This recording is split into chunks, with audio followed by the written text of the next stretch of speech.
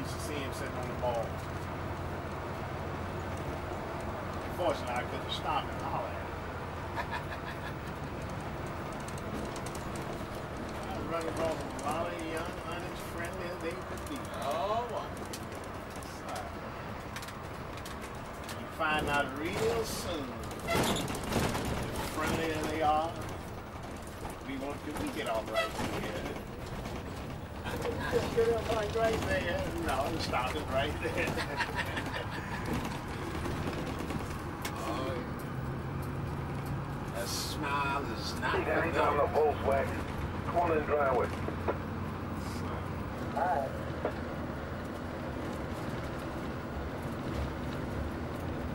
didn't think she hung around Tennessee.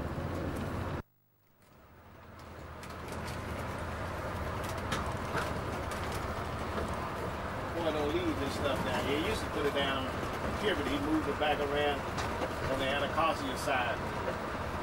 They're closing that place over there, Anacostia. Yeah. Yeah. You know what's going to happen? Oh, there's some big changes made then.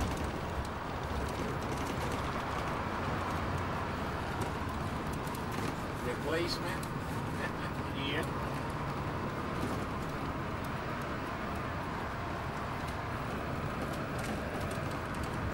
Prices don't be so high.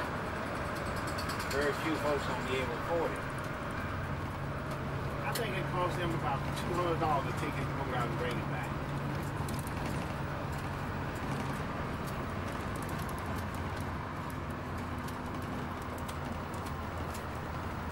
The boys want to get together and give them a few dollars and take us down to Annapolis for dinner and back for lunch.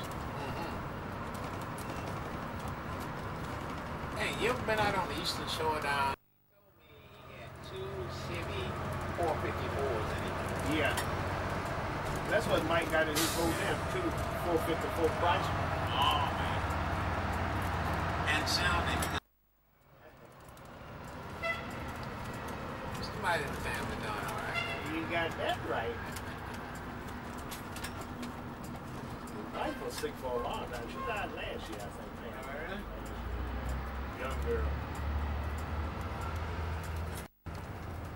And he used to, if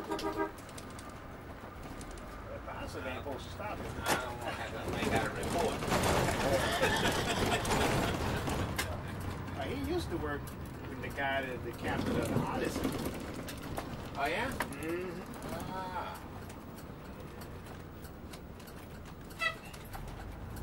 The funny part about it, you can't swim. So I know each and every time he has a life jacket. I know you gonna always be killed on it. I know we went down one night on the old boat, and we didn't go out that night. It was raining cats and dogs. Man, he put his cover on, zipped that sucker up, and we just sit right there and pond. Rocking, moving with the motion of the ocean.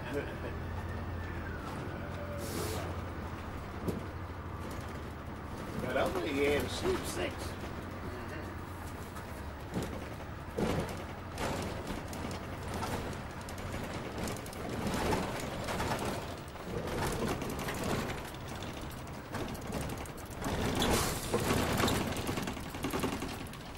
One thing about it, he got that something speaking Spanish. That's looking good. Yes, sir, you bet. Take boats come up on the New England area, Right. down to Florida and stuff Yeah. like that for the summer, you know. And Yeah.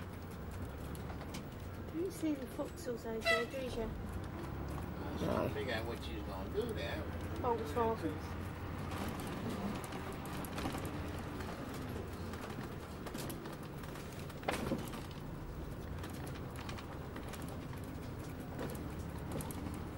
No, I used to bring them from Florida Mm-hmm. during the summer back up to the New England area. Yeah. And then in the winter, I used to take them back down. That's what it is. Right. Well, water wave all the way. Oh, yeah. It must be nice to be able to do that, you know. Yeah. Yes, I should. Yeah.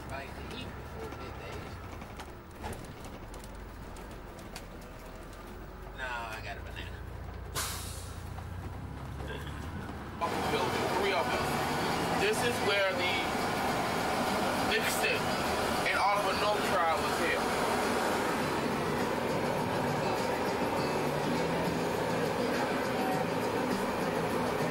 And this building over here to your left, but the thing about this building is that they have to serve bean soup every single day by act of Congress. But no one eats it. So that means that if you pay taxes, they throw a bowl away of bean soup away every time you pay taxes.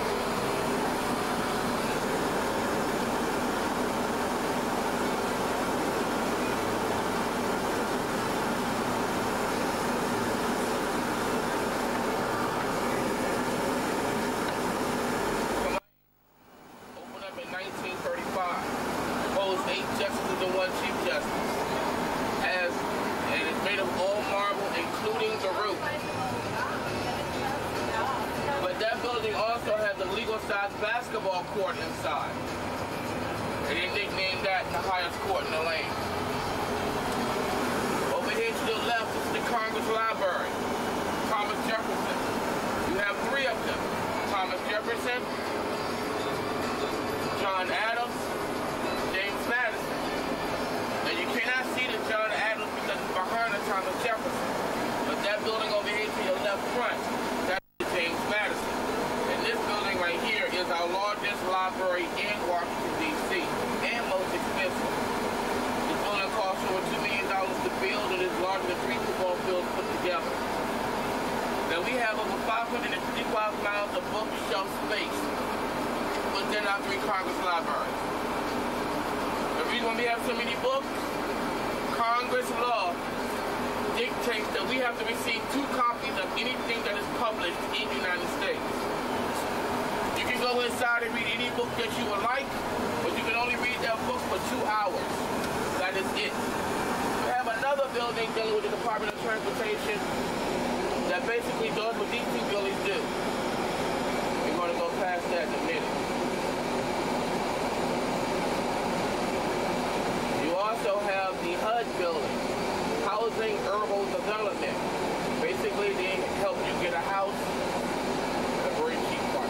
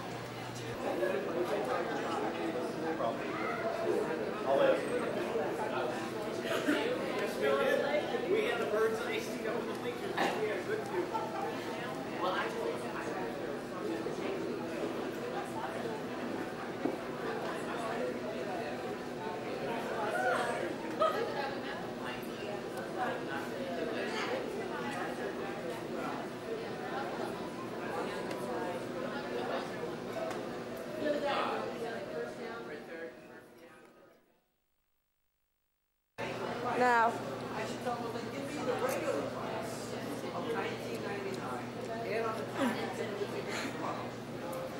Cherry pie, ice cream, currant stuff, Oreo cookies. Can't get much sweeter than that, can ya? Can somebody relay that?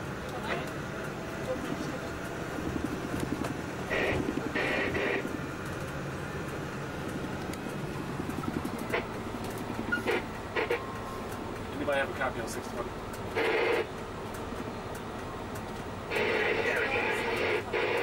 How many did Bob say should be down here at the Phillips?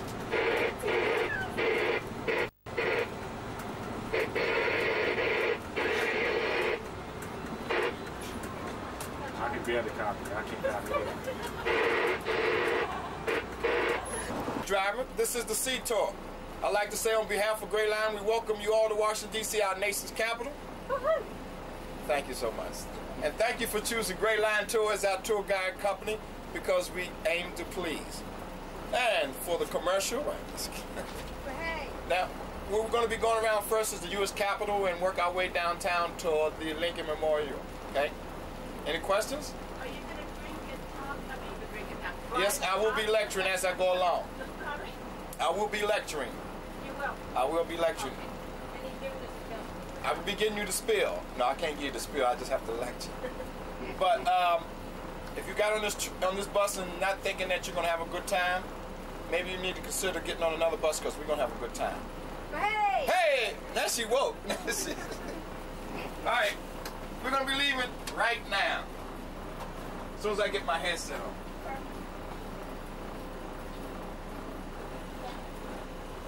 I feel like I'm in NASA. About to blast off.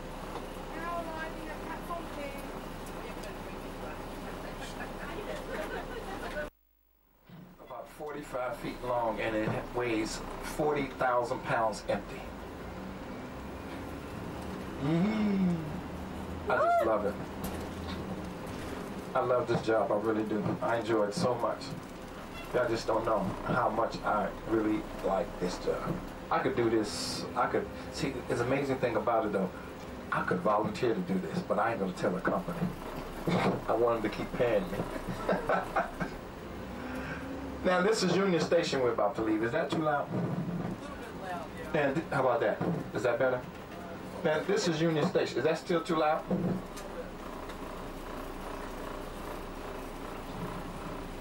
How about, that's too, how about that? How about that? Is that better? Yeah. Don't sound like I'm shouting at y'all, right? Now, this building on the right-hand side was once our post office headquarters. And there you will find Department of Labor Statistics, the Smithsonian Stamp Museum, as well as the architect of the Capitol. And on the left-hand side, this is Union Station. If you look, you can see what Union Station looks like on the inside. Now, it was started being built in the year 1907. They didn't finish it until 1908. It cost the U.S. government and 7 railroad companies $21.8 million to build. It started out as a train station. Now it has 100 stores in it. 43 of those stores are fast food places to eat. It's an entire food court with nothing but fast food places to eat. And they have restaurants in there, restaurants as well, located in Union Station. And Union Station has the largest room under one roof in the world. 760 feet long by 130 feet wide. It is as long as the Washington Monument is tall. What do they use it for? Excuse me. I'm sorry. What do they use it for? It's like a, it's got shopping stores in it. You can say it's a semi-mall.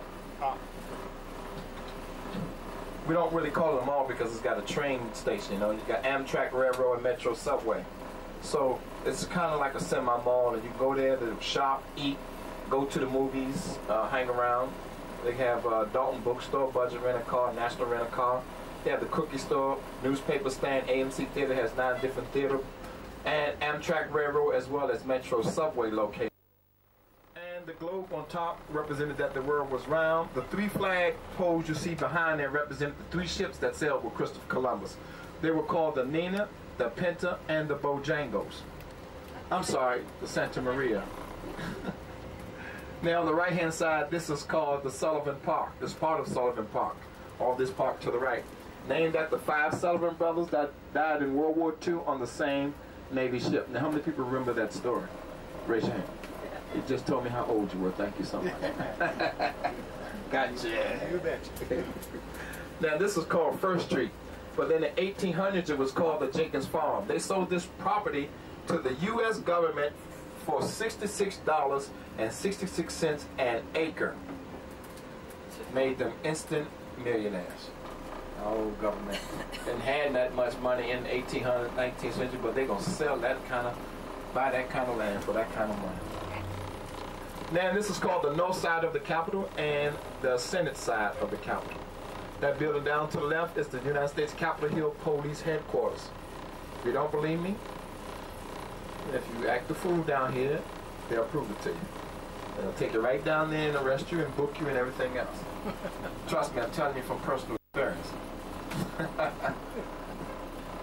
Now coming up next on the right hand side, this building is called the Russell Senate House Office Building. It was built, it wasn't built because I can't recall when it was built, but in there you'll find the Senate confirmation hearings and the Senate investigations. On the left hand side of the truck, of the bus, that is called the Dirksen. That's where the Vice President office of the United States is. And by an act of Congress, they must have pea soup on the menu every single day. To go along with the pea brains who thought of that. That's what I always say. They're directly on the ground where you can't see is a private monorail system for the congressmen, so they don't have to walk to work, because God forbid we don't want our congressmen to walk to work. They may be too tired to vote. Highest court in the land. This building is one of 7 all-marble buildings in Washington, D.C. Built in 1935. In there you'll find 1 Chief Justice and 8 justices. It's made of marble from the top of the roof to the bottom floor. Also coming up next on the right is the U.S. Capitol. Columns is supported by a 9 million pound iron cast dome. And this dome is supported by 35 columns. And I had to move because he said move. I was blocking his view. Now this building was cornerstone in 1793 by our first elected president. His name was George Washington. And on the left-hand side, this is called the Thomas Jefferson Library in existence. It's called the Gutenberg Bible. Anybody have heard that Bible before? Yeah. There's 3 Bibles of that kind in existence in the world, and one of them is in there. If you look down this driveway to the left, behind this building, Thomas Jefferson, there's another building that's called the John Adams. It's the 2nd oldest building of the Library of Congress. And coming up next on our left as well, that building is the youngest and the most expensive. It costs taxpayers $100 million to be built. We haven't got to the most expensive building yet. Now, the total bookshelf space for all 3 of these buildings stands at 500 miles. That means it can stretch from Washington to South Carolina. They hold an estimated, get this, 90 million books. That makes it the largest library in the world. And they just celebrated their 200th anniversary in the month of June.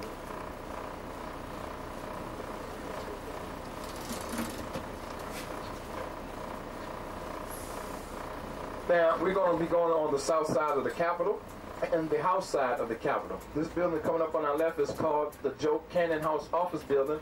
It was built in the year 1906. By the year 2006, it will be 100 years old. As we approach it on our left, this is called the Longworth House Office Building. Now, Mr. Longworth here was a son-in-law of the 26th president of the of the United States. His name was Teddy Roosevelt. Some called him Theodore Roosevelt. Anybody here from Texas? Right here. This is called, on the left, the Sam Rayburn House Office Building. Sound familiar? Yes. Now, he was a representative of Texas, of course, and in Congress for 48 years, which I think is too long for any congressman. Not that I'm picking on Sam Rayburn.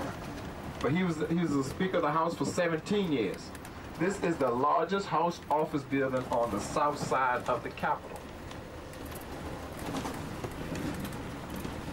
Do y'all agree with me? I want term limits for congressmen as well. They're going to make term limits for the president. They might as well make term limits for the congressman. I don't think a congressman should stay in the office longer than a president should. I don't think he's more important than the president. They do? Yeah. That's good.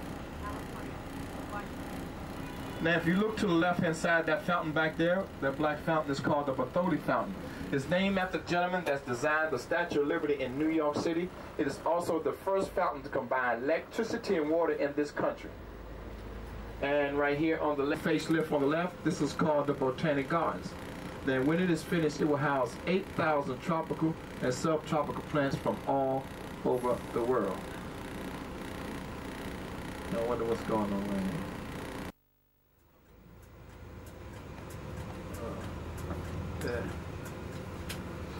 Now coming up on the left right here, that's called the James Garfield Memorial. He was our 20th president, and he was assassinated in the year 1881 at the old railroad station in Washington. Now much has not been said of his assassination. He was the second president to be assassinated in this country. They're waiting for somebody. Maybe they're waiting on the president to come. Now on the right hand side, this is the west side of the Capitol. This is where the last three presidents have had their inaugural ceremony, starting with Mr. Reagan, Mr. Bush, and Mr. Clinton. His name is Ulysses S. Grant.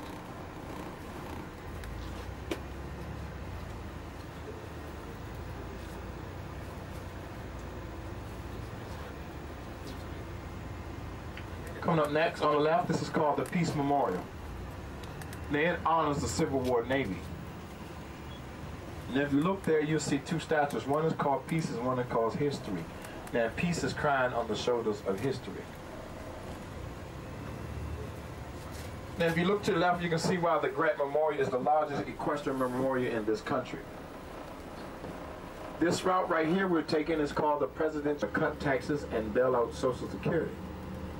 Now we call this Liar's Row. Amen.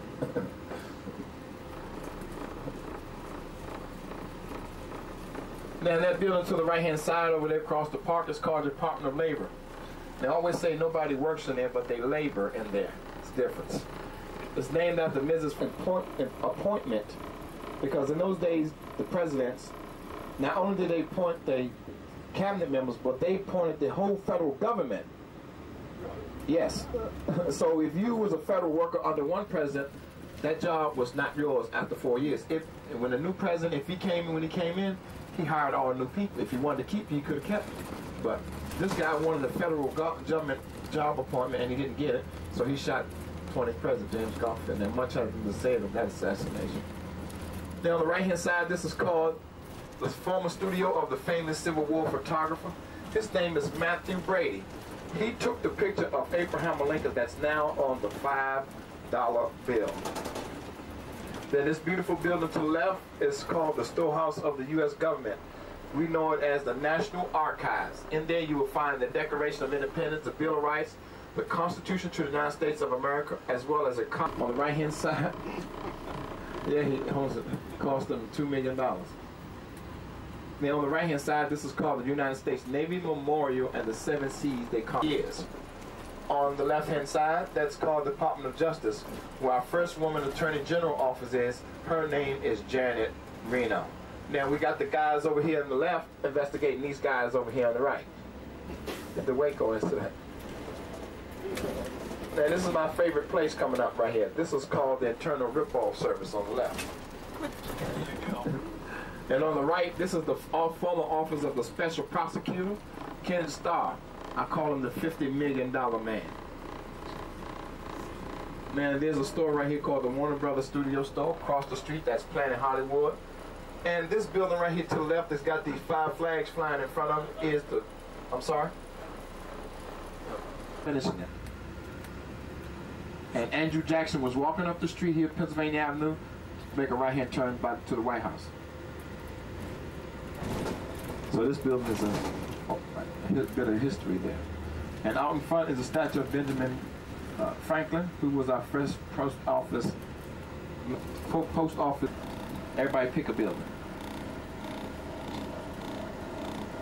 One with all glass in it. That right there? Yeah. Okay, somebody else. Pick a building. Tell me which one you think is the most expensive. Who said the Ronald Reagan? Where is it at? That's right. That's right. That building cost taxpayers in this country $0.8 billion.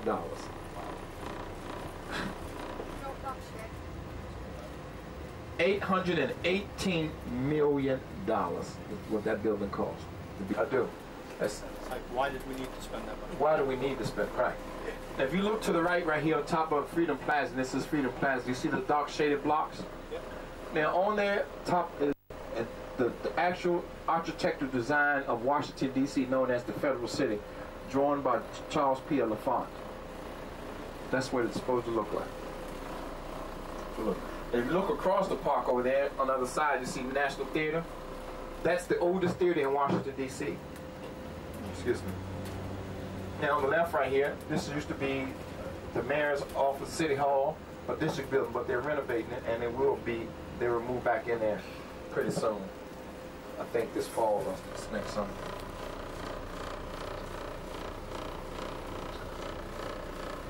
Now, to the right-hand side over here, this big building is the Willard Hotel. It's the most famous hotel in Washington. To the right, it's called the Boy Scout Memorial, right there.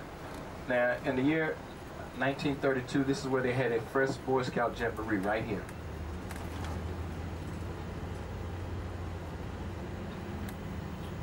Now, also, when we came down Pennsylvania Avenue always didn't look like that. Prior to John F. Kennedy being elected the president, the 35th president of the United States, once he came down the inaugural route on that day, and he saw how dismal Pennsylvania Avenue looked, and he was just really discouraged. So he told his assistant, he said, you know, you do something about this. I don't want to ever see Pennsylvania Avenue. And ever since then, 1960, was it 3 that it was 62? 62 when he was inaugurated. They started the renovation of Pennsylvania Avenue. It hasn't stopped since. 1960. Yes, he was assassinated in 1963. Thank you so much. I don't think I was born then. What are all the tents set up for? No, they're having some kind of festival over there. They're going to be having right over there. Yeah, that's what they're doing. They always have things on the mall early. Now, on the left-hand side, that's called the Washington Monument. Now, the Washington Monument right here is the tallest masonry structure in this country. Now, it was finished building in the year 1888. Now, if you look up there, you'll see that it's two different colors. Anybody know why it's two different colors? Call that the Civil War line. And because that's as far as they got up there until when the Civil War broke out. So when they began to start to rebuild it,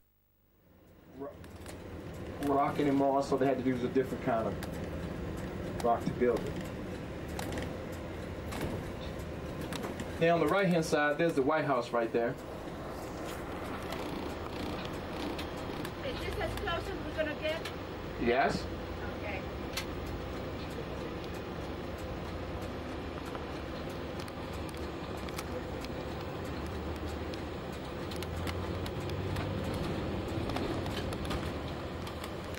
Tell you what, I'm not supposed to, but if y'all want to, we can sneak by that. But I gotta have everybody in agreement. Anybody disagree?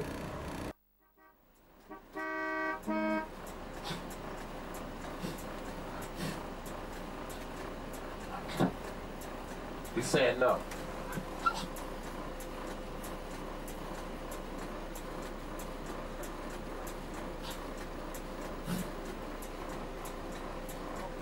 They're in charge of construction.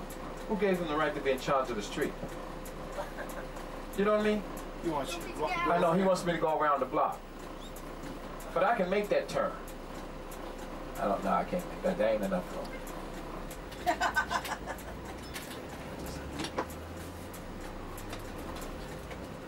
Oh, I can make that turn. What is he talking about? He just don't want to move them orange cones. Well, while I'm at it, this is the Corcoran Gallery to the left. They are exhibiting Norman Rockwell works of people, pictures in America in there.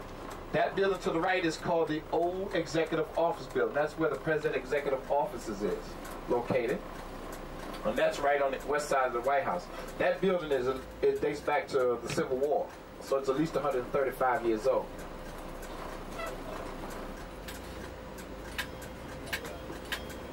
Well, I can show you this historical place down here that has been around since the War 1812. Anybody know much about the War 1812 here in Washington, or the Federal City? If you look to the right, it says the Octagon. This house right here is called the Octagon House. It's been around since 1814. And when the British came to America to punish us, they burned down the U.S. Capitol and the White House because we refused to pay taxes to them.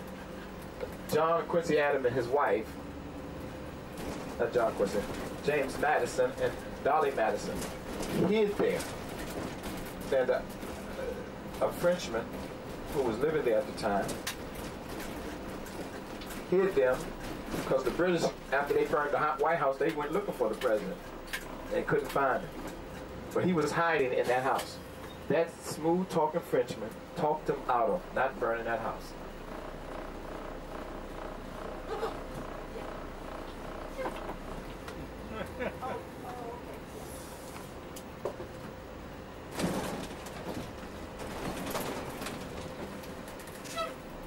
Then the statue on the left is called the honoring the 1st Division. George Bush said something about that guy the other day. Yeah. Yes, he sure did. Yeah, I think same word applied. Bleep, bleep.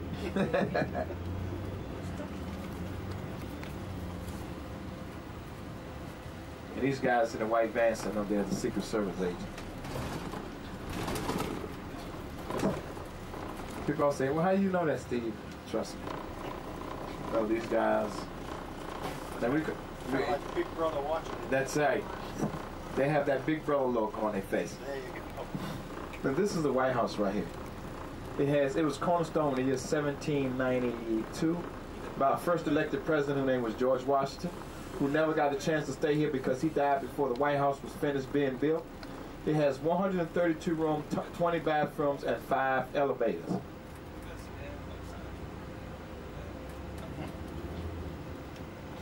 we get paid for it. Absolutely, without a doubt.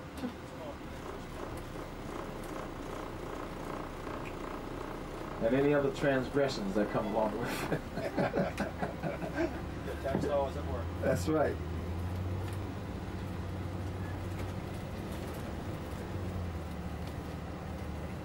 Well, they're going to be finished this road pretty soon. That'll be good. I hope it just be a two-way street, but I don't think it will be.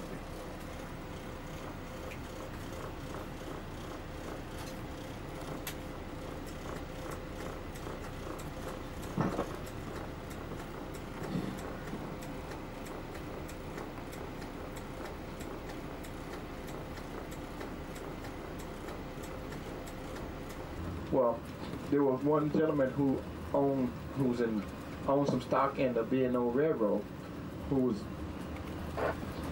and he had some land that was in the direct path of where the C&O Canal was going to be built. And guess what?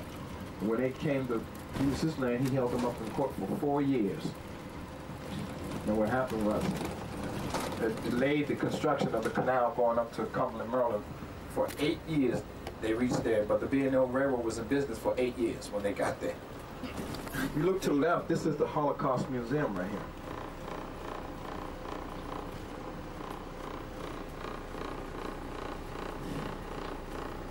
So they weren't able to do anything for 4 years. They couldn't do anything. So it kind of just, once they got it going and when they got there, hey, the railroad was already been in business. Where somebody can send you a sheet of 15 ones for $20 and it's a good deal. Now this is called a tidal basin. Now this actually was built, you know why? Because this was supposed to be in a staging area for water, because when the C&O Canal was built down that way, they feared on some days when it was the water level was low, they wouldn't be able to have any water. So they built this so they could funnel the water to the C&O Canal. They thought a lot of things, but none of it really took off. It failed before it got started. It really was. When John Quincy Adams took his first shovel to dig the first shovel of dirt, he hit nothing but bedrock. He tried 3 times, and on the 3rd try, he got a little bit of dirt. And that should have been some kind of clue that, hey, it's not going to be good digging, you know. But they went ahead anyway. And they built the canal right along the Potomac River, all the way up to Cumberland, Maryland. So what they would do is, in certain parts of the canal, they would channel, like for this side would be the canal, and that side of the road would be the Potomac River. And what they do would build shafts along the river, and they would let water into it from the Potomac.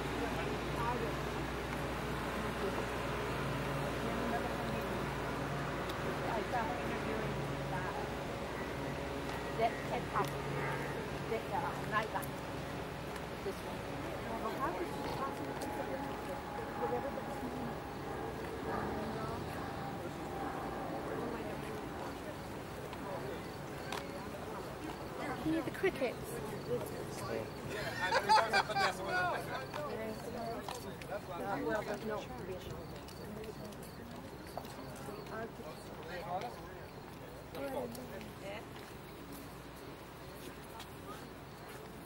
is the Korean Memorial.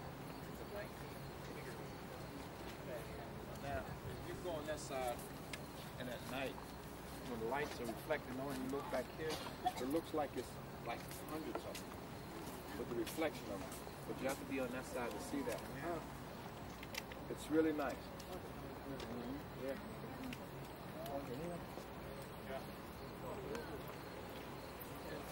Look at the eyes of the face. They look so real. I've had people say, hey, I think that's real. I'm not kidding you. The realism on their face. I mean, that's... We all know the statues don't move, right? So we do all know that, right? You think so?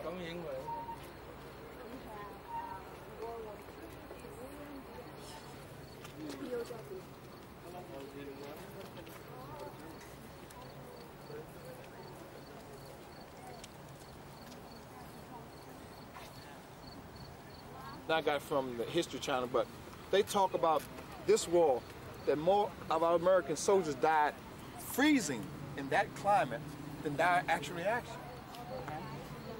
That is amazing. More of them froze to death before they could fight the battle. That is an amazing, I couldn't believe it. I read somewhere 120,000 died in Vietnam. Mostly Latinos and African Americans. Yes.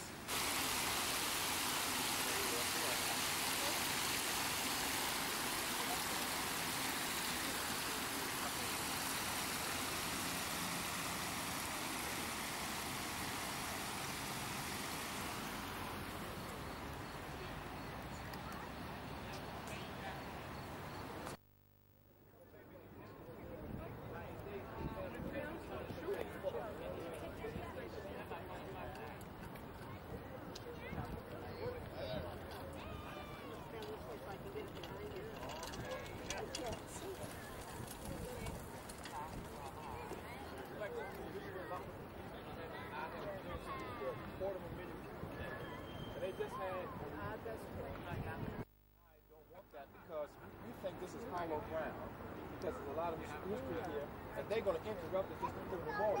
Now the people who want to put this, say, hey, listen, it's not going to interfere with anything. We said, well, it's going to interfere with the, the fight between Lincoln Memorial and the Washington Monument. No. It's going to be really in the ground. We said, please. Anything you put in between the Lincoln Memorial and the Washington Monument, we've always had this. This is part of the mystique of this area. the World War II memorial. You know, they say we don't have any World War. What do you call Iwo Jima and all that? That's World War II stuff. Oh, exactly. Why is this called the reflecting pool? I'm sorry? Why is this called the reflecting pool? I don't understand your question. Why is it What's it this called? the reflecting pool? The reflecting pool. And why is it called that, do you know? Because when at night, you can see the reflection of the Washington Monument in it. Yeah. I mean, it is beautiful. You'll see the entire monument in the reflecting pool. That's why it's called it. Now, in the year between 1923 and 1925, believe it or not, this was used as a municipal swimming pool for all the residents of Washington. They had no swimming pools, no place. Yeah. Every year it got worse. For 3 years, then politicians say, listen, we can't keep having thousands of people come from right all over the city and to swim. So they start building municipal swimming pools in different sections of Washington. I think they ought to reopen it. Yeah, it would be great. It would be great, wouldn't it? Hey, see 500 people. Hey, 5,000 people, right? Right, all together. Hey, splash, right. That would be great, wouldn't it? You gotta close the gates. There should be some kind of reenactment of that, you know? That would be great. Do you think it's a good proposition of this monument standing between the? I think I like it the way it is because it's always been this way and it's part of history. And so many historical things have happened between right here. It's not very matching. Exactly. It's got a pool. Right, and they're going to tear it up just to put a memorial there. Well, there are other places that right across the street here is a big field that's they use it for soccer. Put it right there. Right, or they could go right across the street was a big empty field. They play soccer there. They don't want to ruin it for soccer? Move the soccer someplace else. It's a beautiful field, but they can put the memorial there. But they don't. They want to put it right here. There's room over in there. In the middle. All the men and women that fought in those. So they had a commission, and they invited people to come, and people said, "Listen, this is not a good idea." And this commission wanted it there so bad they thought about nothing else. But when they got their minds made up, no matter what you say, they're going to do it. The monument. Well, you see, look how now that this guy used to carve the entire inaugural speech in the Gettysburg Address. It was only 5'2" we used. That guy must have been blitzed.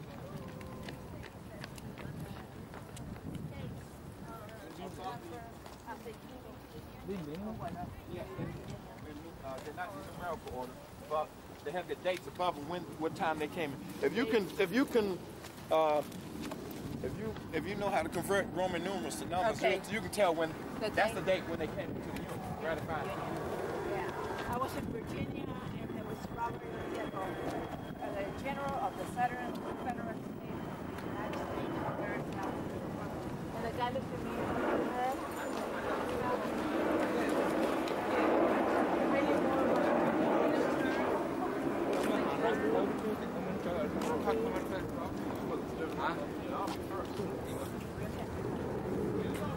Did y'all know that Robert E. Lee was a general in the Union Army first? Yes, he was. Well, what happened?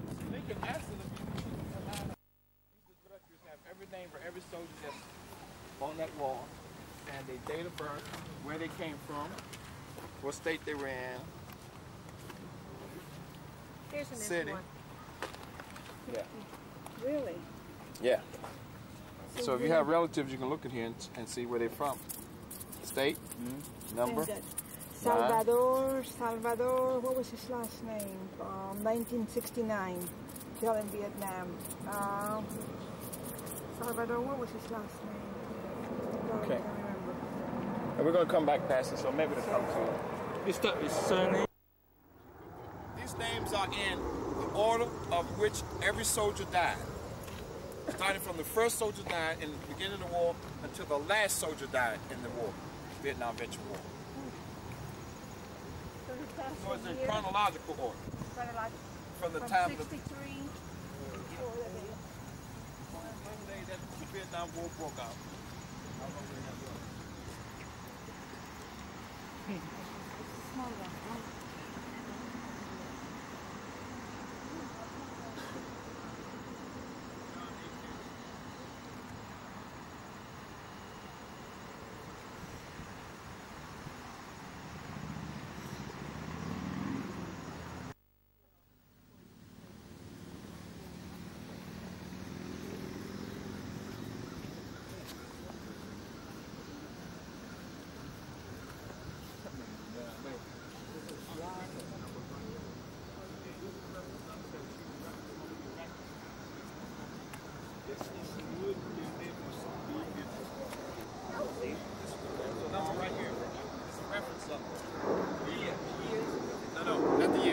the reference number that you look for in the book to tell you where the person's name is on the wall. If you don't know where the person's name is, you look in the book and it tells you W61, W60.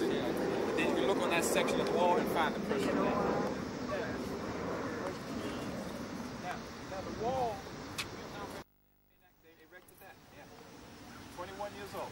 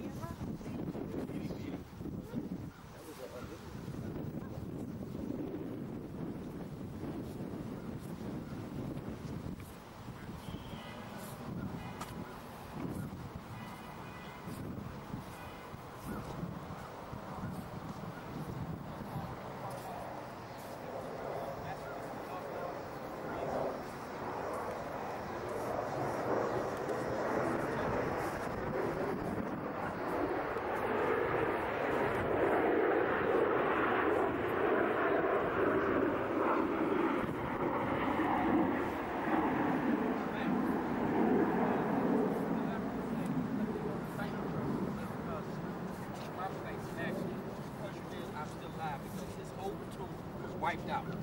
He got sick, and somebody else had to come step in. He was too sick to go on, and took his place, and his whole platoon was killed. And he was the only one left from his platoon. But this guy wrote a letter that was so powerful, it brought tears. I was walking away, I was just crying, because it's just amazing that, you know, that much emotion, that much, even, it's been what, 27 years? And people still remember it. And this was this year. And they leave wreaths and flowers and notes and love letters to loved ones. And sometimes it's so filled with stories. I mean, every story here is incredible. I was just so touched by that because to see the map, and the guy showed the map where they all got killed at. Through a beautiful letter and wreaths and flowers. I was like, oh man.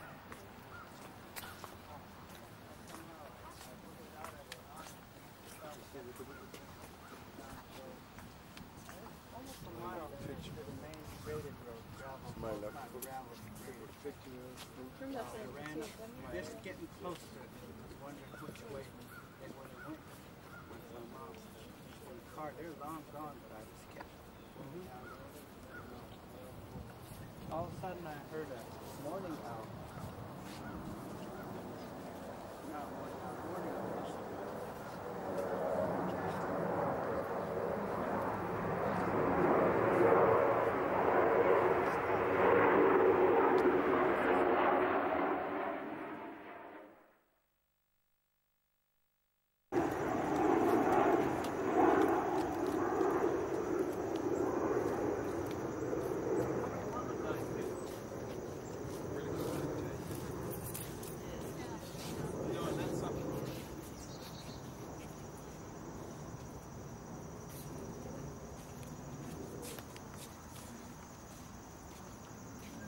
It doesn't say. I thought it might say. Scout. It's really dramatic.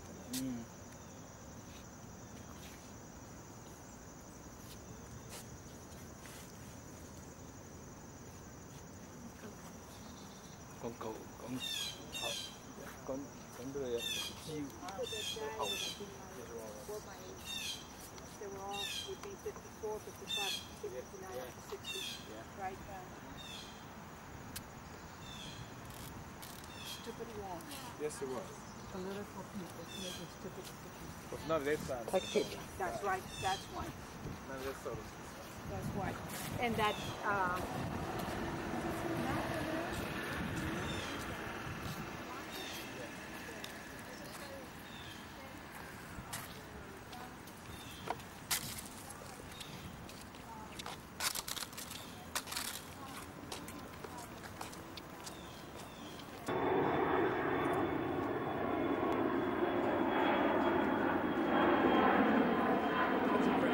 It is a very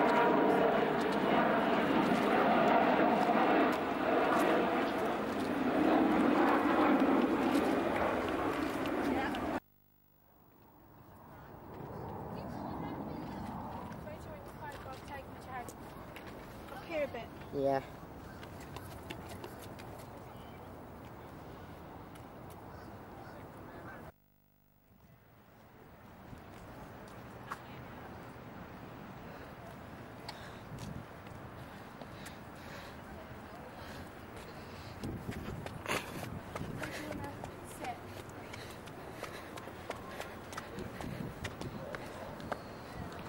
I tried it when I first started in '65. I didn't like it. See you at the top, man, and I'll take a photo of you.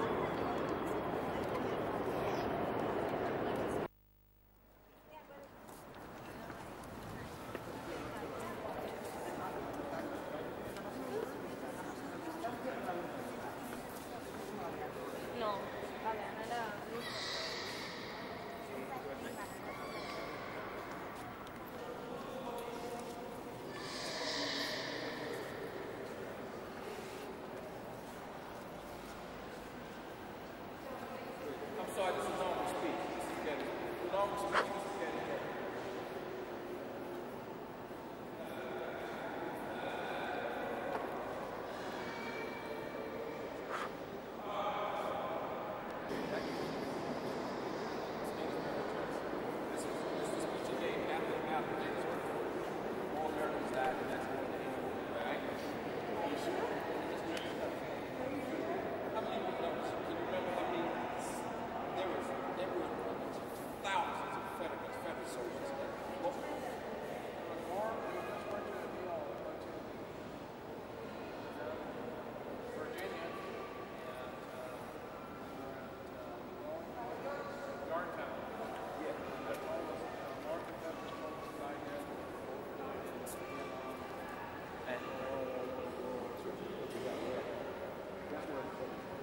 I took a group of military staff people from the War Department in Fort McNair. They go there for training, and they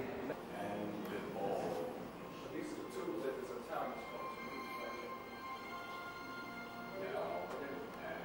That's what we use to write the page where we're supposed to know what's being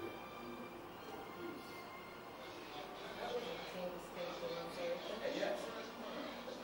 Every day. How long did it take? I don't recall how it took me some years to do it.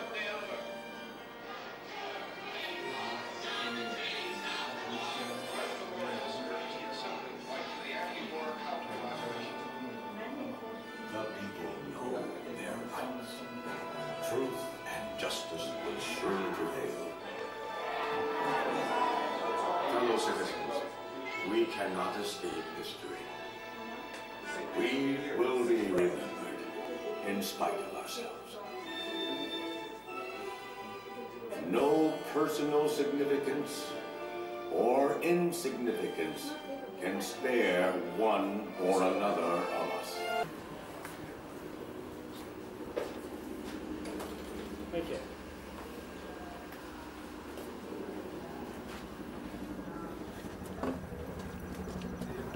Okay.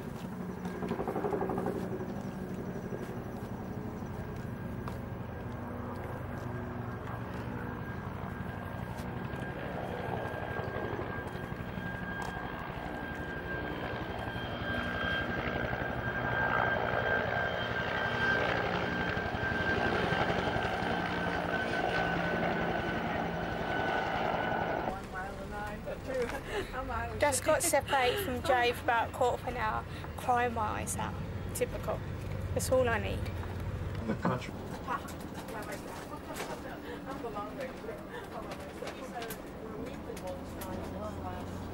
Now this is called Arlington Memorial Bridge. It takes us from Washington to Virginia, Arlington, Virginia, to the former home of Robert E. Lee. He was a general in the Union Army first until Mr. Lincoln asked him to be the chief and commander of the Army of the Potomac, and he said no because he did not want to fight against his home state of Virginia.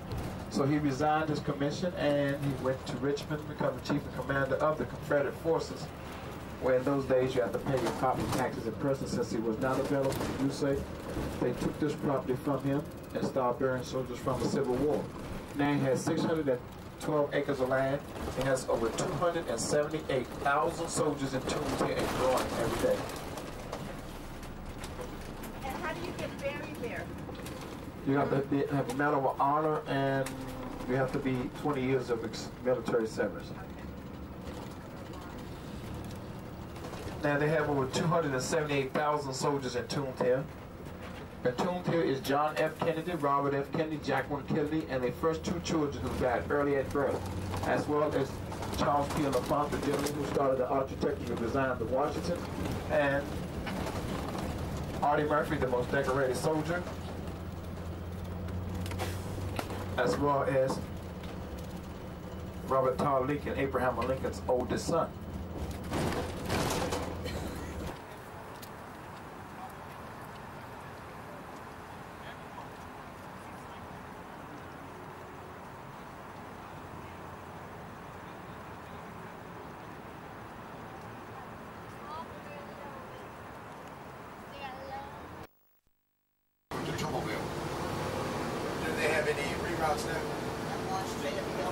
Yeah, okay, all right. All right, now we are going to go straight to the 4 o'clock changing of the guard. And after we leave there, we'll go by Kennedy and see Kennedy gravesite. How you guys doing? You been enjoying your vacation? Oh yeah, okay, I see. She's really enjoying herself.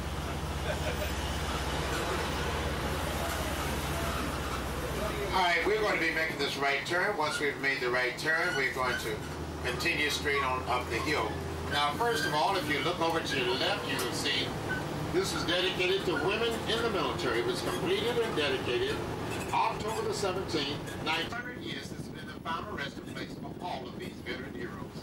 Some have been known to many, some have been known to few, some have been known only to God. Now, if you look over to your right, you see rows and rows. Those are the government regulated headstones. No matter which way you look at those markers, they appear to be in a straight line. That symbolizes soldiers in formation, even in depth. Now, if you look over to your left, you'll see quite a diversity of headstones. You'll see the larger, more elaborate headstones mixed in occasionally with the smaller government regulated headstones. Now, the smaller government regulated headstones are weighing in at 250 pounds. They're made of the Georgia white marble. Now, every day, every day they have on the average of 24 funerals. That's Monday through Friday. They don't normally have funerals on the weekends, only on very rare occasions. Now, as we proceed up the hill, shortly you'll be able to see a house up here. Now, this house will be the final resting place. This will be the home where the Lees lived for 30 years prior to the Civil War.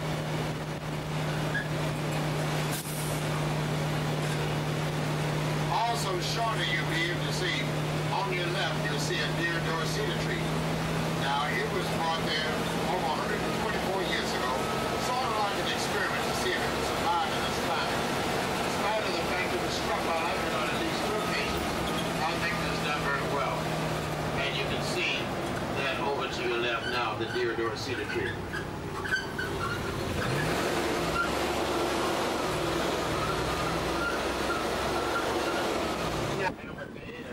Located right here. We identified and others who can do this Sunday afternoon speeches. It's just a landmark now. Now looking over to your right, this is quartermaster section. As a matter of fact, this is where most of the officers were buried over in this particular section. Alright, now shortly we're going to be making this left turn. Once we've made this left turn, we're going to be passing by the unknown U.S. section here. Now they had in excess of 400,000 that lost their lives serving in this particular section, and it's listed as unknown. Looking over to your right, you'll see that red brick wall. Now that is that's the dividing point. Watch your hips now. Please keep the hips inside. All body parts.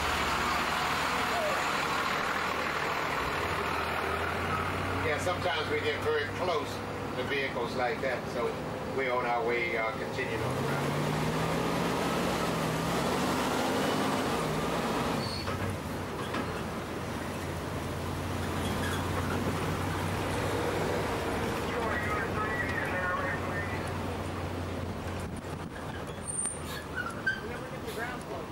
Alright, now, if you look over to your right, you soon will see that Confederate memorial. Now, that's the statue of a Confederate lady.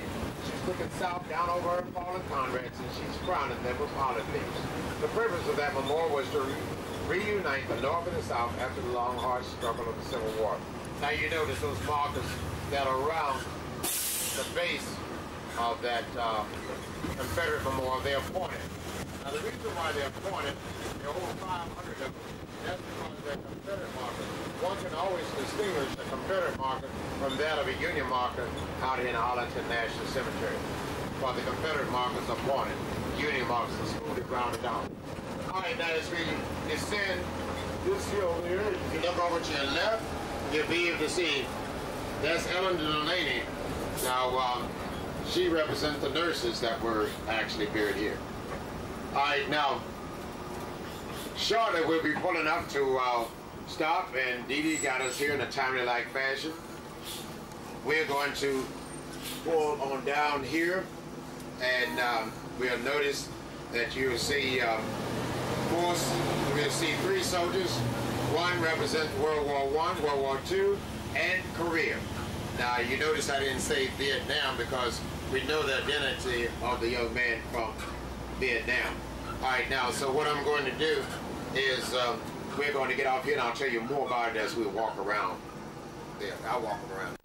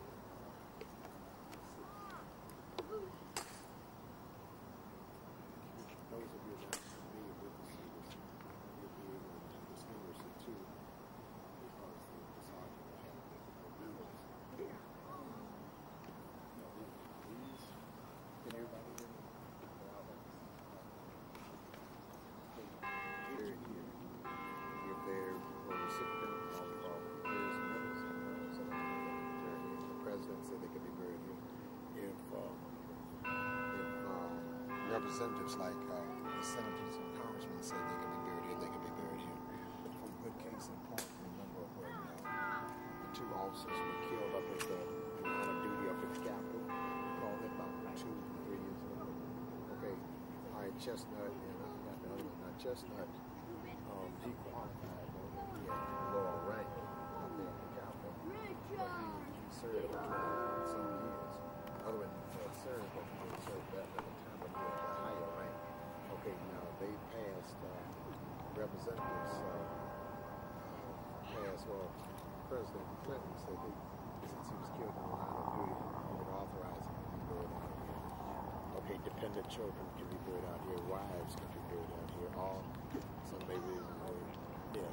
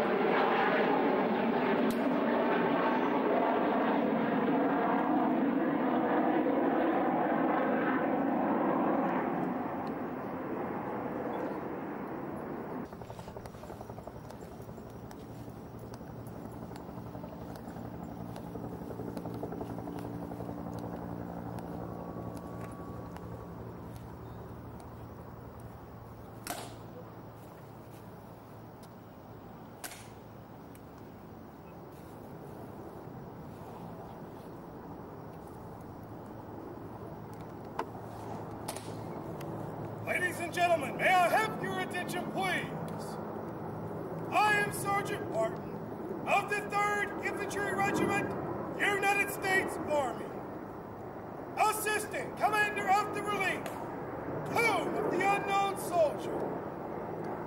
The ceremony that you are about to witness is the changing of the guard. In keeping with the dignity of this ceremony, it is requested that everyone remain silent and standing. Thank you.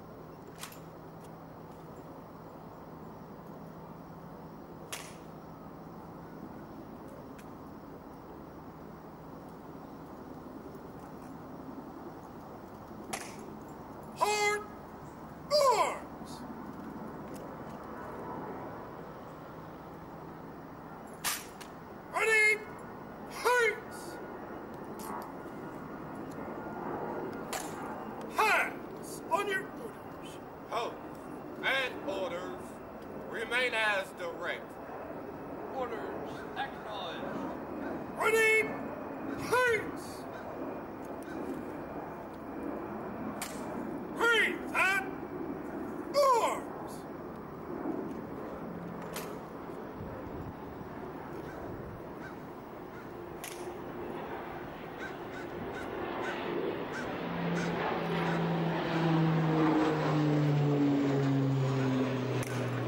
Right order, arms.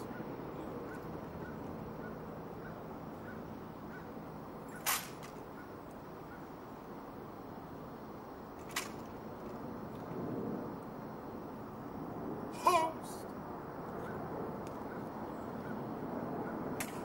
Right, please.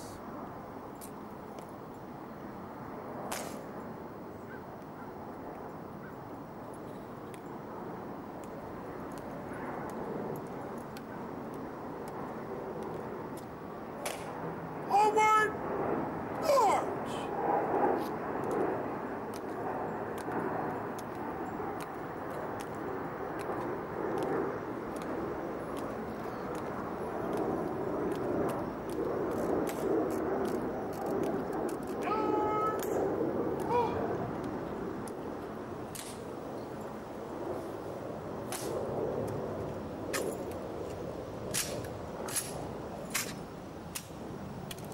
All up.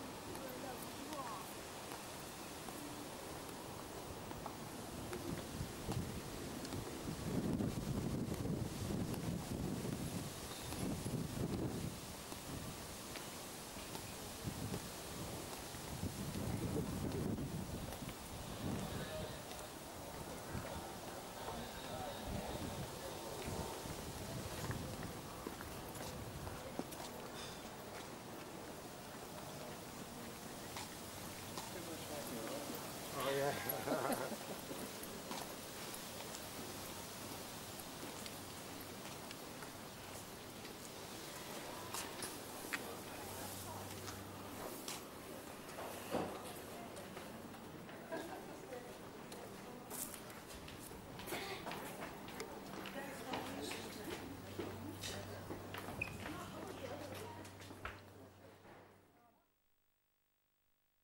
Commands, memos and all that, and nobody paid attention. No one paid attention. And he was so respectful of his profession and working for the government that he didn't dare go to the media or somebody else outside of his command.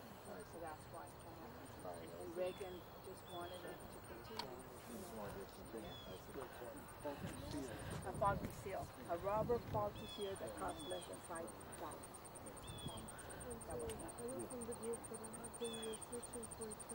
Yes, what are you talking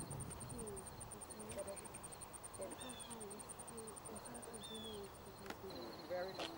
Okay, come on, let's go down here to the bus and well, she works over here all the time. The driver here, and she can narrate as well. Yeah. Because they were not very helpful, the information that's been. Because it's section 46, I feel there's nothing. Right, right.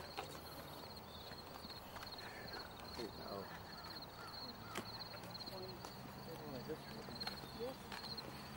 Okay, so we're, now that's a Challenger right here. Of the 253 soldiers that lost their lives in the Saint remains of 229 miles around the perimeter of that memorial. I want to see Kennedy. Are we going to see Kennedy? Yeah, we're going to go see Kennedy.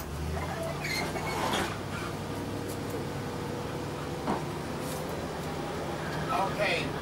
All right, now you see at the end of that V right there, you see where the flowers are?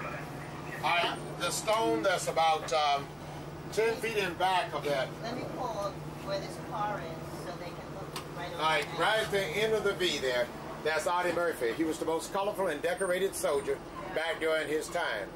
Okay? Now, when he was 22 years of age, he had already won 28 medals of honor. Okay? Okay? And they had already said that he was too short to go into the military. I think he was between 5'2" and about 5'4", 5'5". But back during that day and time, they just needed bodies. So they took him in and he proved them to be wrong. He was able to actually win many medals of honor. And he died in a plane crash. The one that they put here was the one they told me was to the special forces and to those that served internationally. Did you say 28 medals of honor? Yeah, it's 28.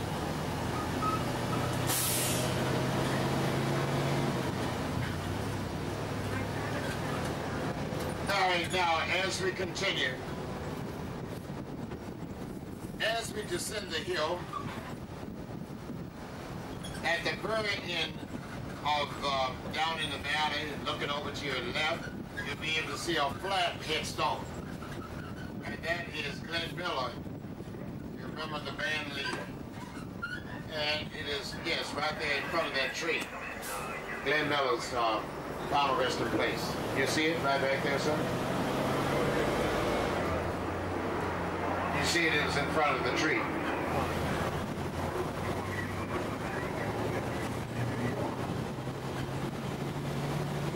Alright, as we ascend this hill, if you begin looking to your right, you'll be able to see this warrior on the horse. This is Lieutenant Joe Curry. Now you will notice the jewels are on the horse. The front on the horse meant that the soldier was wounded. He was wounded in the Mexican-American War. That's where he lost his left arm. Now, the hoof up on the rear means that he lost his life serving during the time of the Civil War. He was a very courageous soldier. He won the highest medal that a soldier could receive during his stay in the military. All right, now he used to charge in the battle with the reins of his horse in his teeth, swinging his sword, fighting to the bitter end. Look over to your right. You will notice this is the original amphitheater. Remember I was telling you about that? This is where Williamston and Brown and others used to give their afternoon speeches. All right, now looking over to your right there, that is the largest mass grave in Arlington National Cemetery. That's where 2,111 Union soldiers were buried right in the middle of Miss Lee's Rose Garden because Montgomery C. Meigs hated the Lees. All right, this is a special. These people are special. I mean, well, you are too. But it's a charter tour.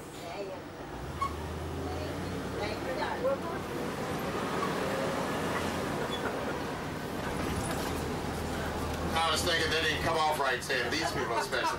They may say, well, what about us? But you are more special. Okay, all right, now, this land is going to remain looking this way for three reasons. One, they considered it too steep for burials. Two, they wanted to utilize these trees sort of like a sound barrier.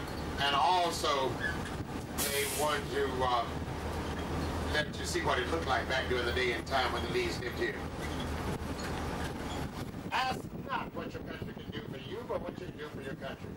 These were but a few of the most famous words that were spoken by the 33rd President, John Fitzgerald Kennedy. Now, John Fitzgerald Kennedy was here just 11 days before his death. As he stood out in front of the Arlington House, high up on the hill there, to the right of us, overlooking the city, to the left of us, he was overheard just said, "It's so lovely peaceful here, I could remain here forever." This was perhaps overheard by one of his Secret Service men and shared with his family. His family members felt that since he loved it here so much while living, why not let him stay here for the duration of time? Now his younger brother, the late Senator Robert Kennedy, after having seen such an elaborate gravesite of his brother John, he stated in his will, he said, "I don't want all this.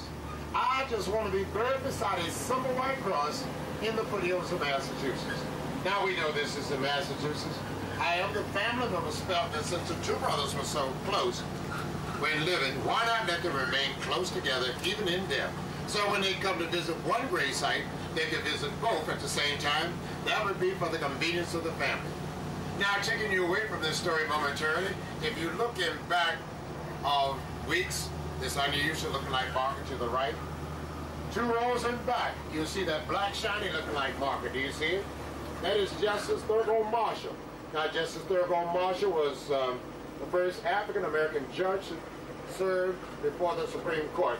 While a practicing attorney, he argued 30-some cases, winning all but 3. A very impressive record. Now, I'll tell you the rest while we're walking up the sidewalk. He just died. He just died 2 years ago. He died, no, in 91. 91? Yeah, 91? long time ago. All right, now, okay, so where you going to be, Dee?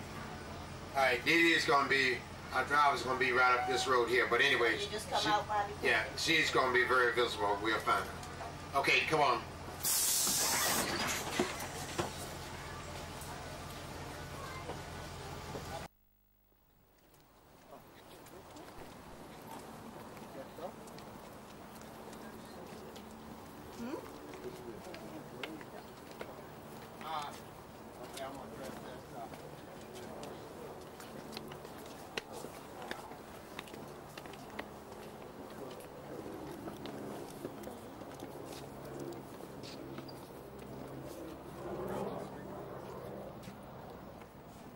This is the eternal flame that Jack Onassis Kennedy lit shortly after his death. All right, she lit that flame so that it would be more or less a symbol that he would continue to live forever. All right, that's called the eternal flame. Now, this gentleman asked if does it ever go out when it rains or some form of precipitation. Okay, it does go out occasionally, maybe high winds or something, but it's been chemically treated so that it will start right back up. Now, some of you that are a little taller, you might be able to see those hedges over there. All right, that's where the chemical plant is. Okay, and they have underground device chemicals that are pumped underneath it. In case it goes out, it's engineered to start right back up. All right, now who are these people here?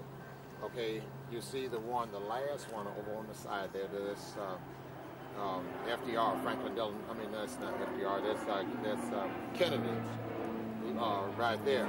Okay. All right. Now, right after he was here, just 11 days before his death, as he stood out in front of the Arlington House, high up on the hill there, he was overheard to say, "It's so lovely and peaceful here, I can remain here forever."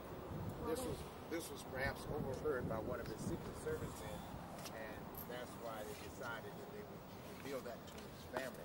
That's why they decided to actually have him buried here. All right, so he's buried right there. His Jackie, his wife, Jackie Onassis Kennedy, is buried right beside him. Now, some people might ask, they say, well, she remarried, like that would disqualify her. Okay, now it would have disqualified her from being buried here if Onassis was still living. But since he died and she outlived him, then she was eligible to come and be buried with her husband. All right, now it just says daughter over here.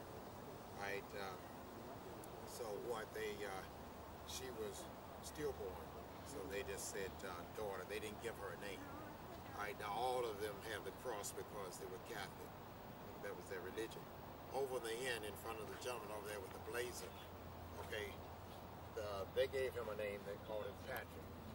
Okay, all right, he lived a little bit longer, so he lived a few days. Right, yes. Okay, so that's the situation here. Okay, what we're going to do is we're going to leave here and go over to Robert. Okay, all right. He came out here because he really liked the view. Yeah, he liked the view from up here. Okay, that's the Arlington. That's what it is. Okay, well, it's been restored to look very much the way it did with the view. Okay, we'll walk down.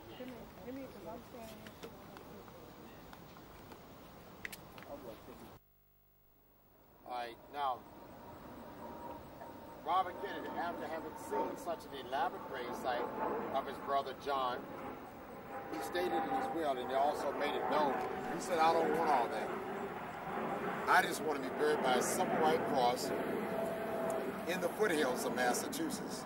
All right, now, we know this is in Massachusetts. However, the family members felt that since the two brothers were so close when living, why not let them remain close together even in death? So when they come to visit one gravesite, although they were rich, they could go both places, but sometimes time is an element too, a factor.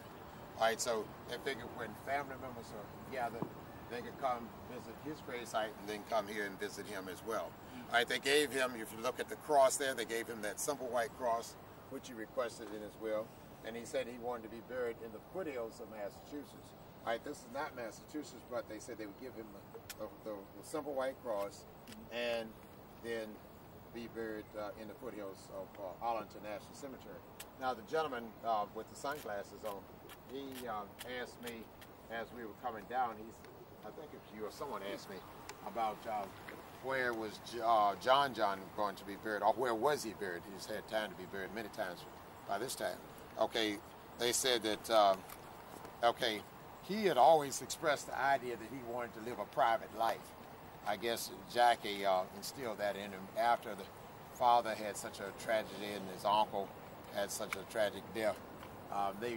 She did everything that she could by taking them to New York and other places and wanted them to live a private, normal life. Okay, and he also wanted to carry that out. He said he didn't want to be an icon, you know.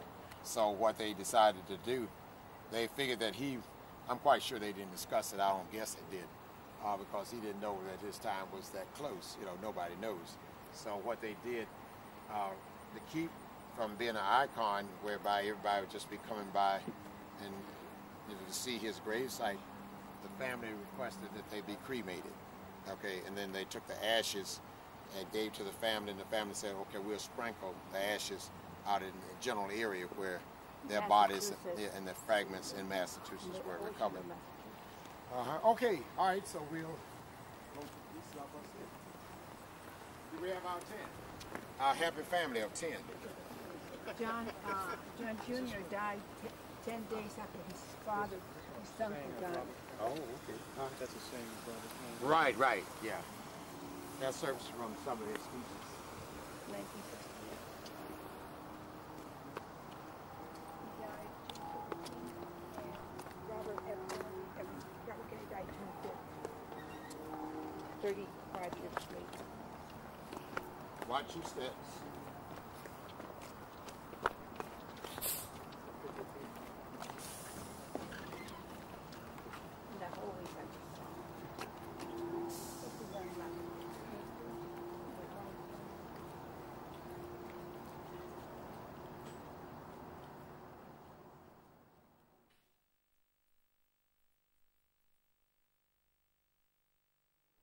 Campaign, roll up your sleeves and let's go. Okay, all right, very good. Here you go. You're a professor, Hannah's teacher. You taught schools, you were a teacher? Right, you're right. I taught elementary. So is she? Right here? Uh-huh. What did you teach? She's still grade. Fourth grade. Now, I taught fourth grade most of my stay in school. And I've taught fifth grade some and sometimes 6. Then I became a reading specialist and went to junior high school and was helping them test and helping them SAT exams and preparing them to go to college. I'm a bureaucrat. As we ascend the hill, leaving that site of the Kennedys, we are on our way after we pass by this site. In order to get you to the change of the guard, we had to come up the same way that we're going to be going back. Now, as we said before, this is the original amphitheater. This is where Winston and Brian and others used to give their Sunday afternoon speeches. It's just a landmark now. Some of you spoke of the fact of how neat the grass and surroundings are around here. That's because it's contracted out. They have various companies here to come, and they've done an excellent job. All right, now looking over to your right, that's where 2,111 Union soldiers were buried right in the middle of Lee's Rose Garden. That's because the Lees hated, the Montgomery See, MiGs in United States military, they hated the least because they led the Confederates into battle against them. All right, now as we descend the hill, you'll be able to see this land is going to remain this way for 3 reasons. 1, they said it was too steep for burials. 2, they wanted to see what it looked like on either side. And 3, they wanted to utilize these trees sort of like a sound barrier to drown out the sounds of Washington, D.C., metropolitan area, and Virginia Commonwealth. Now, if you look over to your right, there, you will see quite a diversity of headstones. You see the larger, more elaborate headstones as the indication of burials that took place prior to 1947. For after 1947, the Fine Arts Commission, along with President Truman, stated that if family members would bury their loved ones beside the smaller government-regulated headstones, like the rows and rows of government-regulated headstones weighing in at 250 pounds, Georgia white marble, on the left-hand side, then they would give them these markers free of charge, and they only had to pay for the funeral itself. All right, now as we continue to descend the hill, shortly as we proceed down this hill, you would notice a sidewalk that will be merging with this street. Now, if you retrace your steps going down the sidewalk, the last marker down the right-hand side while you're looking to your left will be the final resting place of Medgar Evers. He was a civil rights activist and killed in front of his home in 1963. He was a Purple Heart recipient and served in World War II. Now, as we continue to descend the hill, up to the very right, you see final resting place of President and Mrs. Taft. That's the other president beside the Kennedys that were buried here. Then you'll notice that tree. 5 feet to the left of the tree, you'll see a circle with 5 stars. That's the final resting place of Omar Nelson Bradley. He was known as the GI's general and served in the Army for 69 years, a very impressive record.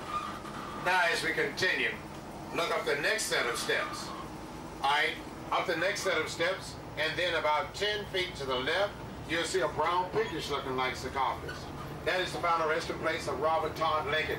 That was Abraham Lincoln's only surviving son, and he lived long enough to see his father, Abraham Lincoln's memorial, which is directly across the river.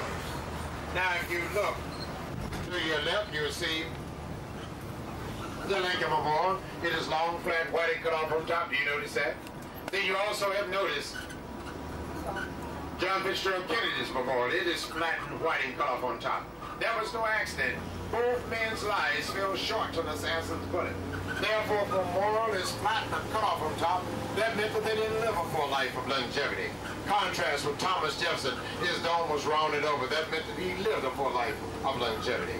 Now, I'm going to end with a quotation by Daniel Chappie James Jr. He stated, "This is my country. I love her. I will protect her against all enemies, foreign and domestic." This is how all of these veteran heroes felt. For they lived, they fought, and they died so that we might have our freedom. Because here in the United States of America, we place nothing higher than freedom.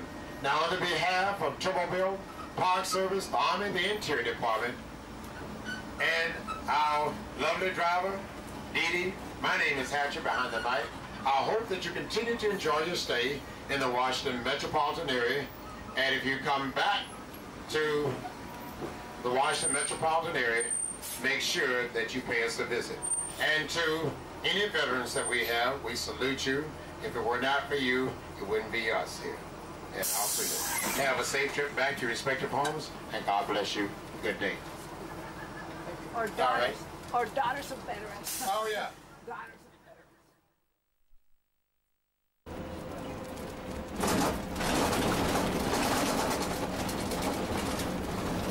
And now we're on our way to the Iwo Jima Memorial.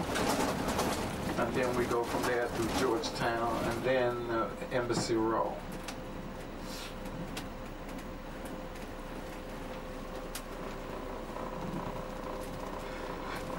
Excuse me. Thank you.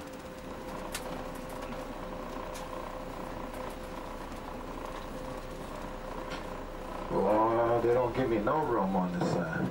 I got them tires up on that curve.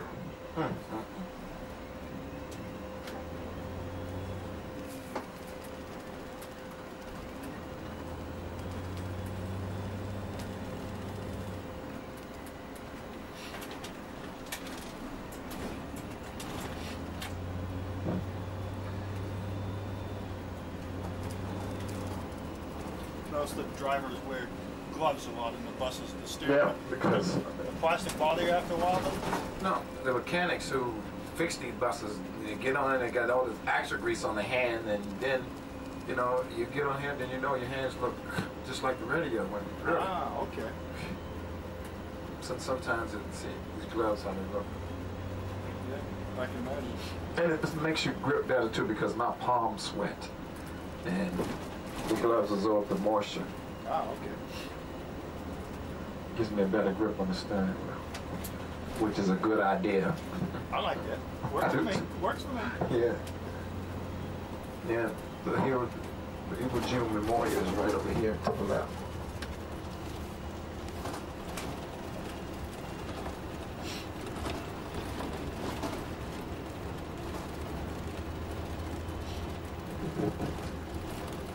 There it is, right there.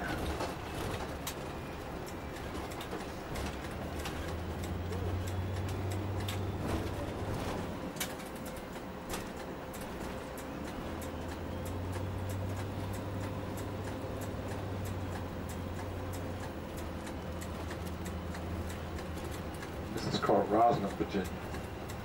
We just left Arlington, and this is Roslyn.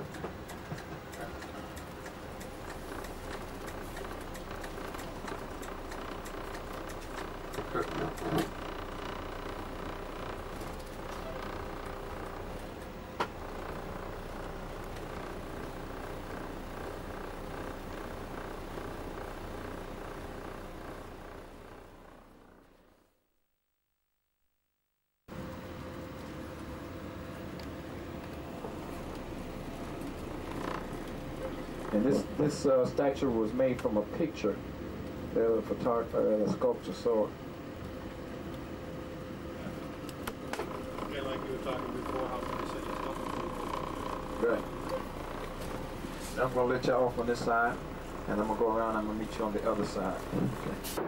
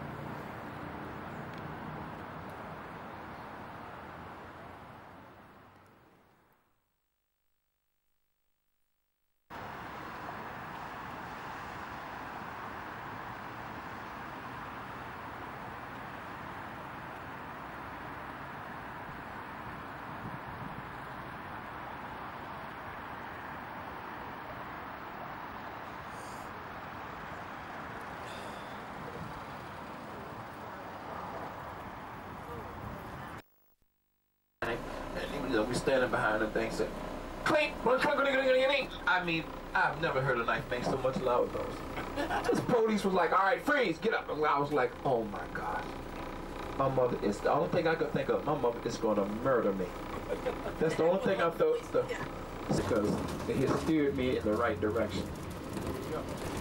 Now, if you look to the right, this is the left, this is the Potomac River. You look down there to the right, that's called Washington Harbor down there.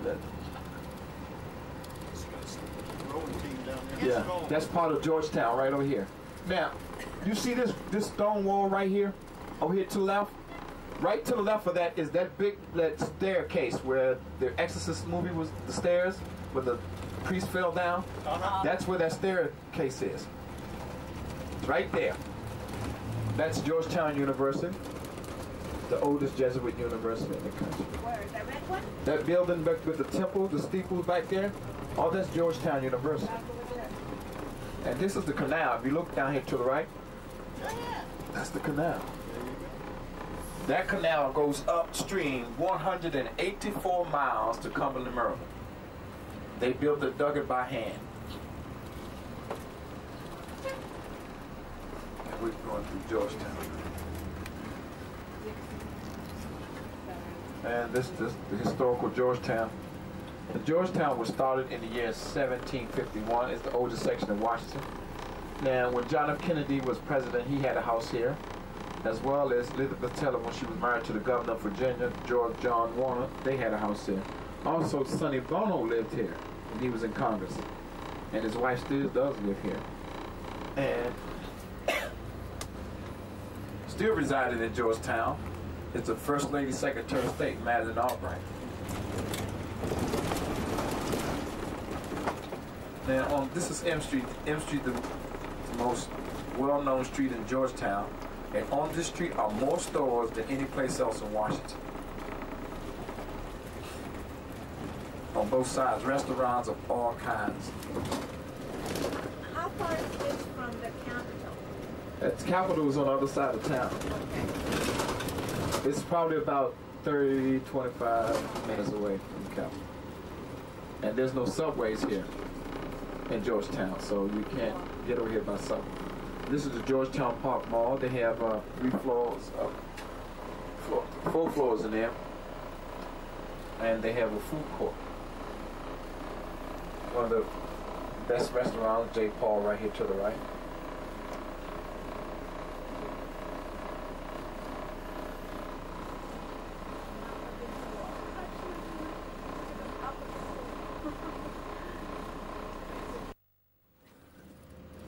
Nothing but clothing stores and restaurants. Also, up Wisconsin Avenue, you'll see just as many stores, clothing stores and restaurants.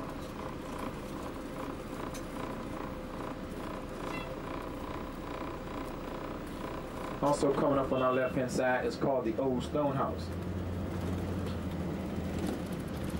And this stone house over here was built in the year 1766. It is 234 years old.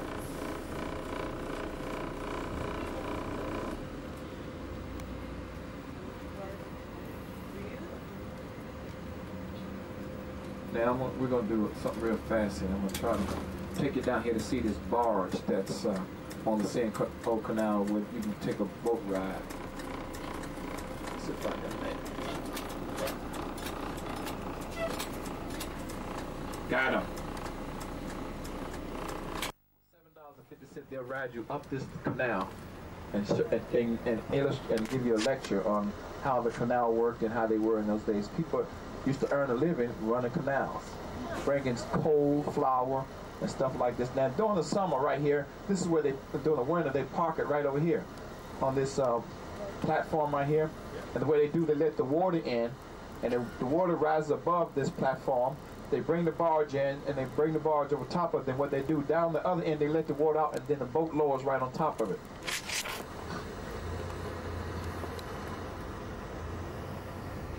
And that's how they do that. Exactly. Hard in there to get the... So they're gonna renovate that building because it's over 100 years old. It's a paper mill. Paper mill. And they've been working and working, and the drill's been going all the time. And I've talked to a lot of the people who have businesses. They say, yeah, they've been blowing. They can hear the rumble of explosions sometimes. Let's see. You can see the canal. These are locks right here. And go up that way.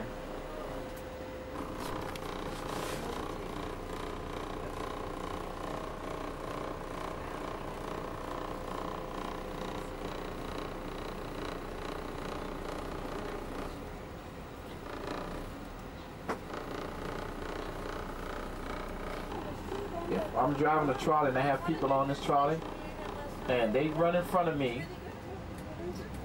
I'm going to protect the people on the bus and the trolley first. That's my first problem. If I got to run them over, then they're going to get run over. Because if you will hurt somebody on the bus, trying to not keep from running them over. No, you can't. So already I've made up my mind. If this happens, my job is to protect the passengers on my bus, and I'm going to run them over if I have to. I don't want to, and I really don't. But they sometimes put you in situations you ain't got no other choice. I mean, like the guy who about 3 blocks to the east of us, right here, that's to the right, is a circle. It's called DuPont Circle. It's the largest circle in Washington.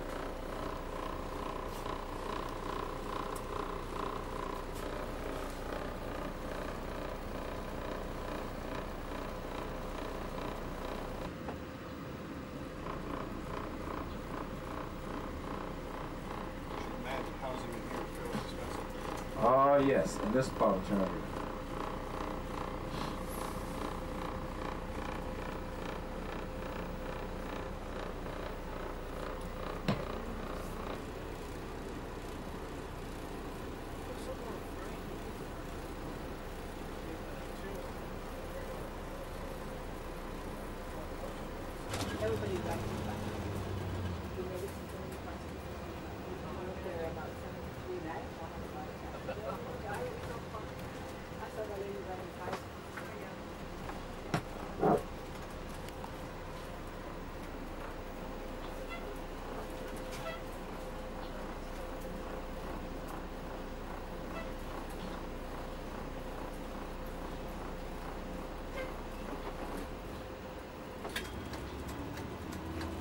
Now, next door to the Embassy of Luxembourg is the Embassy of Togo.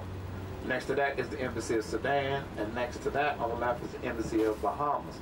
Coming up on the left-hand side is the Embassy of Ireland on the left, Embassy of Greece on the right.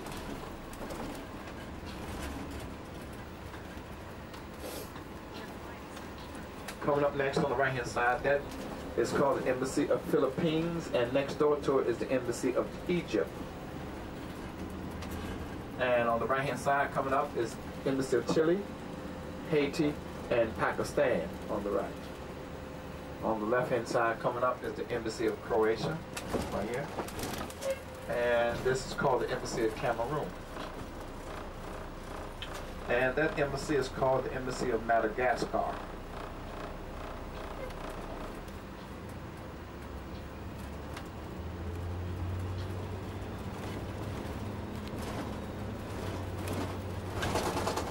Coming up on the left is Embassy of Zambia.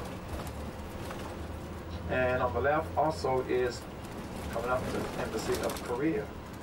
On the right-hand side is the Embassy of Venezuela.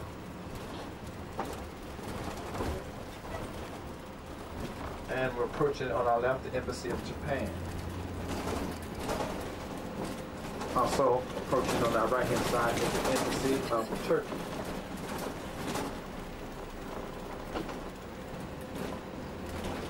Also coming up on the right is the Islamic Center.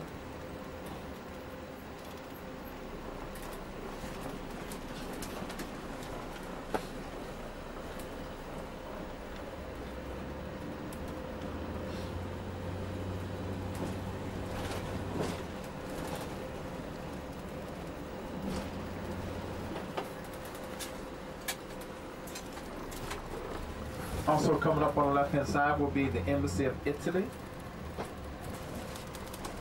Right here to the left. Also coming up next on the left is the Embassy of Brazil.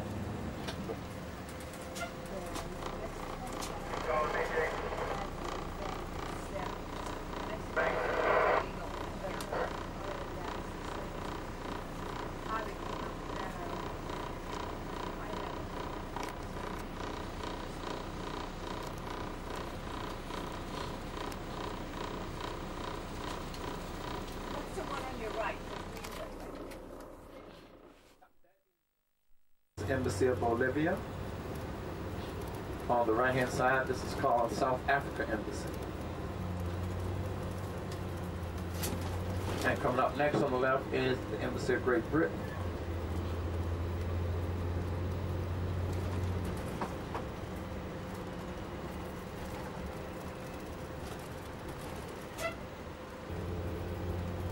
Also, you'll be able to find the atomic clock here in the Naval Observatory. it's counting down to the year 2001. There it comes on the left. That's the Vice President residence.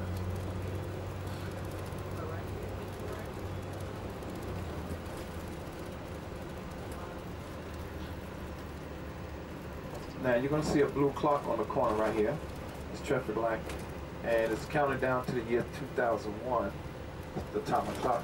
It says we have 116 days, 7 hours, 19 minutes, and 38 seconds to the year 2001. It just seemed like it just turned the year 2000. Gosh, we only have 113 days later. Yes. Yep, sure does.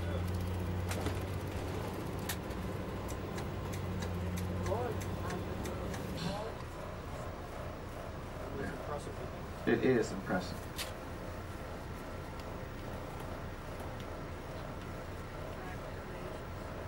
And there they have a memorial for Robert E. Lee and Stonewall Jackson. And it's absolutely beautiful.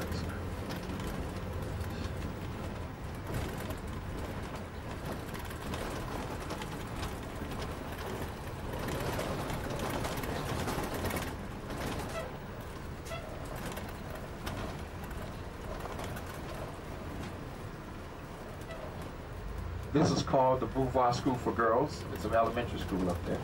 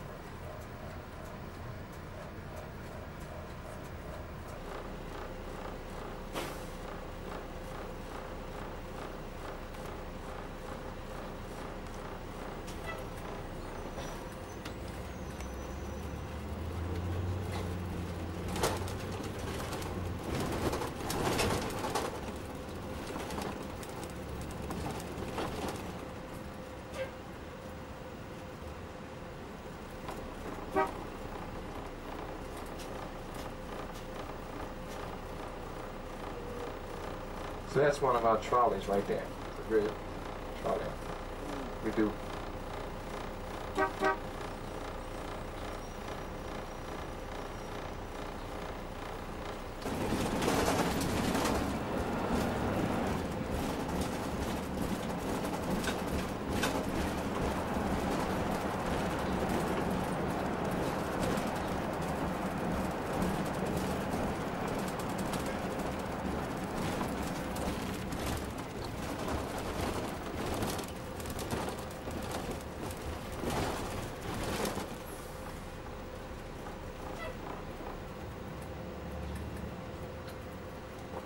No traffic. Except in the winter when it gets weather gets bad, it's really people out 9:30, 10 o'clock at night trying to get home. Now, this is a new Hilton hotel right here to the left. They just finished building this one this year.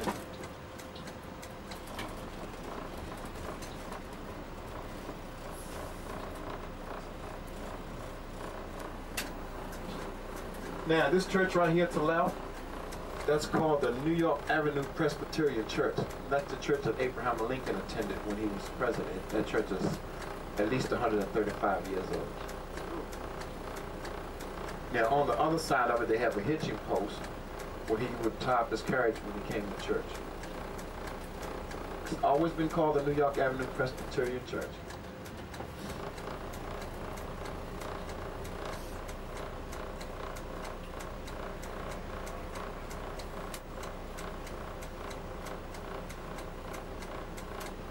little thing right there on the other side of the street? It looks like a hitching post right there where that lady's walking. You see right there? Yep. That's a hitching post. Right there, you see a little brass plaque on it that says that's where Lincoln tied up his carriage. Most people walk by and don't even realize it.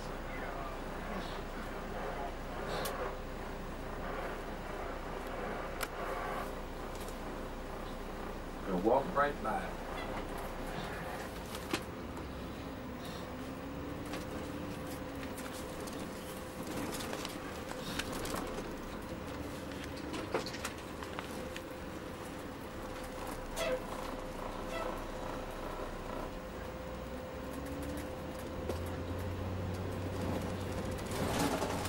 When we go under it, we'll be officially in Chinatown.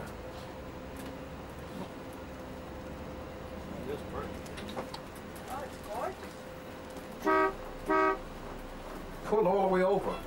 Gee whiz. You have to be a rocket scientist to figure that out.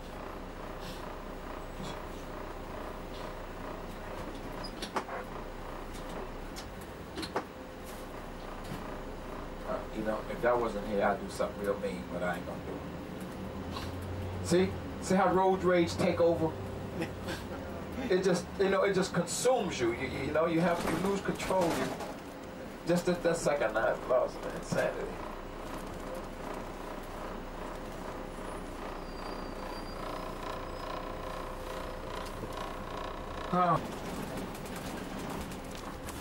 What do we have to do? Change the bus, Steve? No, I'm going to take you. Oh. Yeah. I'm taking everybody out. Because now it's too late. All the other buses gone. I know they ain't waiting for me. They'll be like, psh.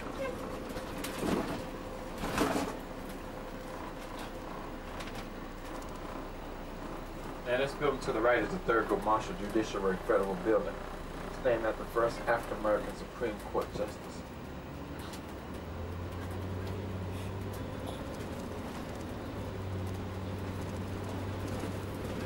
And Union Station.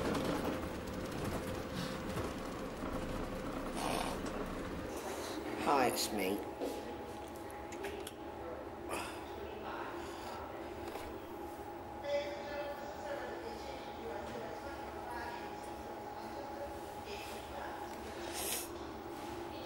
I'm having a shit at Washington Airport. I'm knackered. Just had a huge forecast. I'm slightly drunk. Only just. Maddie's popped out for a fag. She had a friggin' date with her.